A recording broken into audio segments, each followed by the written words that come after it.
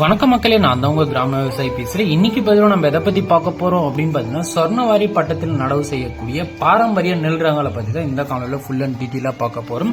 அதுக்கு முன்னாடி நம்ம சேனல்ல இன்னும் நீங்க சப்ஸ்கிரைப் பண்ணாத பார்த்துட்டு இருக்கீங்கன்னா சப்ஸ்கிரைப் பண்ணிக்கோங்க.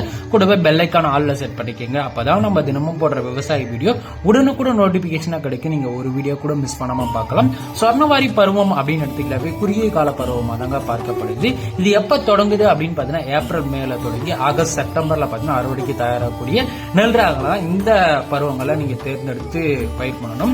சோ பாரம்பரிய நெல் வகை அப்படின்னு பாத்தீங்கன்னா பூங்கார், கருங்குருவை. சோ இந்த மாதிரி பாரம்பரிய நெல் ரகங்கள் நிறைய இருக்கு. அதை பத்தி தெரிஞ்சுக்கனாலும் மறக்காம நம்ம சேனல்ல சப்ஸ்கிரைப் பண்ணிக்கோங்க. இந்த வீடியோவை உங்க அருகாமையில் இருக்க இயற்கை விவசாயிக்கும் விவசாய குரூப்லயும் இந்த வீடியோவை ஷேர் பண்ணிடுங்க. ரொம்பவே பயனுள்ளதா இருக்கும். கூடவே நம்ம சேனலை சப்போர்ட் பண்ணுங்க. இது பாத்தீங்கன்னா ஒரு விவசாயி கேட்டிருந்தாரு, சோ நம்ம பாரம்பரிய நெல் ரகம் இந்த பருவத்தில் நடவு செய்யலாமான்னு சொல்லிட்டு அவருக்காக தான் இந்த வீடியோ.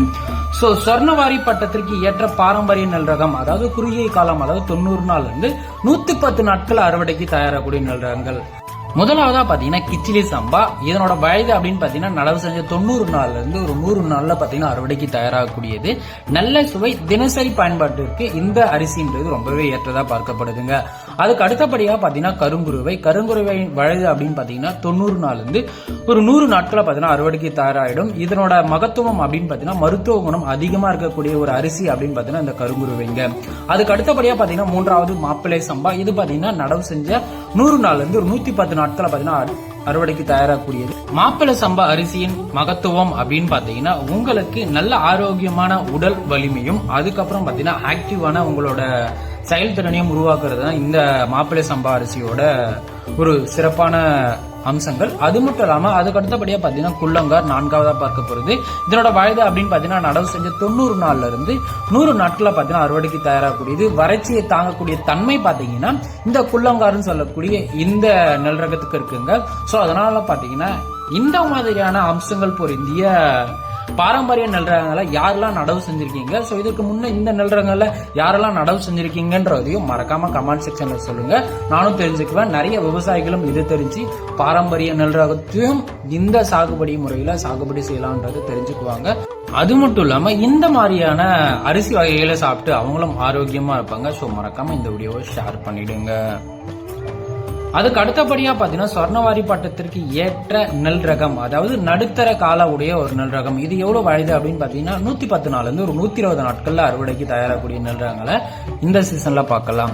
சோ சீரக சம்பான்றது பிரியாணிக்கு ரொம்பவே பேர் போனது. சீரக சம்பா பிரியாணி அப்படின்னு பாத்தீங்கன்னாவே ஒரு தனி மதிப்பு இருக்குங்க. இதனோட அறுவடை காலம் அப்படின்னு பாத்தீங்கன்னா நடவு செஞ்ச 110 நாள்ல இருந்து ஒரு 120 நாட்களை பாத்தீங்கன்னா அறுவடைக்கு தயாராகிடும். சோ இதனோட சுவைன்றது ரொம்பவே அதிகமா இருக்கும். அதனால பாத்தீங்கன்னா நிறைய பெரிய பெரிய ரெஸ்டாரண்ட், பெரிய பெரிய ஹோட்டல்களை பாத்தீங்கன்னா சீரக சம்பா பிரியாணி கிடைக்கும். அதனோட சுவைக்கு வேற எந்த அரிசியுமே ஈடு கொடுக்க முடியாது. அந்த அளவுக்கு பாத்தீங்கன்னா சீரக சம்பா பிரியாணி ரொம்பவே அருமையா இருக்கும். இரண்டாவதா பாத்தீங்கன்னா தூயமல்லியோட வயது அப்படின்னு பாத்தீங்கன்னா 110 நாள்ல இருந்து ஒரு 115 நாட்களை பத்தின அறுவடைக்கு தயாராகக்கூடியது. ஆரோக்கியமான நலத்திற்கு இந்த அரிசி ரொம்பவே முக்கியமானது. தூய மல்லின்னு சொல்லக்கூடியது மல்லிப்பூ போலவே ரொம்பவே பளபளன்னு வெள்ளையா இருக்கக்கூடிய அரிசியா தாங்க பார்க்கப்படுது. சோ அதுக்கு அடுத்தபடியா பாத்தீங்கன்னா சொர்ணவாரி பட்டத்திற்கு ஏற்ற வறட்சியை தாங்கக்கூடிய ரகம் அப்படின்னு பாத்தீங்கன்னா காட்டு யானை, கல்பாத்தி. இது இரண்டு நெல் ரகமும் ரொம்பவே வறட்சியை தாங்கக்கூடிய ஒரு நெல் ரகமா பார்க்கப்படுதுங்க. காட்டு யானம் சொல்லக்கூடிய நெல் ரகம் அப்படின்னு பாத்தீங்கன்னா உயரமான வளர்ச்சி இருக்கும். அது மட்டும் இல்லாம அதனோட தண்டுகள் பாத்தீங்கன்னா ரொம்பவே உறுதியா இருக்கும். அதனாலதான் அந்த நெல் ரகத்துக்கு காட்டு யானைன்னு சொல்லக்கூடிய பெயர். அதுக்கப்புறம் பாத்தீங்கன்னா கல்பாத்தின்னு சொல்லக்கூடியது குறைந்த நீரிலும் அதிகப்படியான விளைச்சல் விளையக்கூடிய ஒரு நெல் ரகமா இந்த கல்பாத்தின்னு சொல்லக்கூடிய இந்த நெல் ரகம் பார்க்கப்படுதுங்க. சோ இந்த கல்பாத்தின்னு சொல்லக்கூடிய இந்த நெல் ரகத்தை யாரெல்லாம் நடவு செஞ்சிருக்கீங்க, காட்டு யானம் சொல்லக்கூடிய இந்த நெல் ரகத்தை யாரெல்லாம் நடவு செஞ்சிருக்கீங்கன்றத மறக்காம கமெண்ட் செக்ஷன் சொல்லுங்க.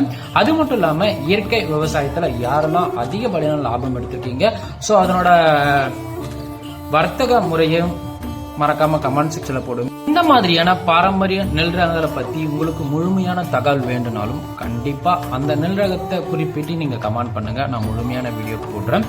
அது மட்டும் இல்லாம பயிரிடும் குறிப்புகள் அப்படின்னு பாத்தீங்கன்னா பாரம்பரிய நெல் சாகுபடிக்கு சொர்ணவாரி பருவத்தில் நீர் மேலாண்மைன்றது ரொம்பவே முக்கியம். கரெக்டான நீர் பாசனம் இருந்தாதான் நீங்க அதிகப்படியான மகசூல் எடுக்க முடியும். இயற்கை விவசாயத்தில் இவை நல்ல விளைச்சல் தரக்கூடிய நெல் ரகங்களா அப்படின்றதைய நீங்க ஆராய்ச்சி பண்ணி தான் நீங்க நெல் ரகத்தை தேர்வு செஞ்சு பயிர் பண்ணணும்.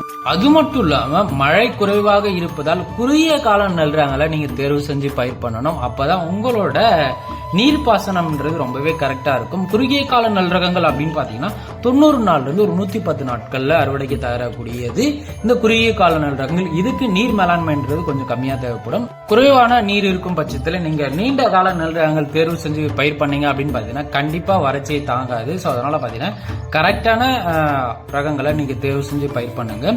அது மட்டும் இல்லாம விதைப்பதற்கு முன்ன விதை பரிசோதனைன்றது ரொம்பவே முக்கியம். ஏன் அப்படின்னு பாத்தீங்கன்னா சில நெற்கள் பாத்தீங்கன்னா அதிக நாட்கள் இருக்கும், அதனால பாத்தீங்கன்னா முளைக்காம போயிடும், முளைப்பு திறன் இல்லாம இருக்கும்.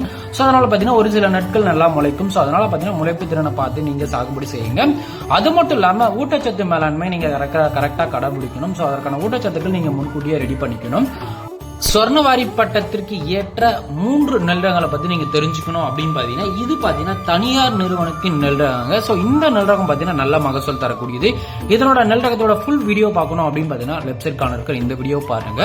சொர்ணவாரி பட்டத்தில் நடவு செய்யக்கூடிய டாப் 5 நெல் ரகங்களை பத்தி நீங்க தெரிஞ்சுக்கணும் அப்படின்னு பாத்தீங்கன்னா ரைட் சைட் கார்னர் இருக்கிற இந்த வீடியோ பாருங்க.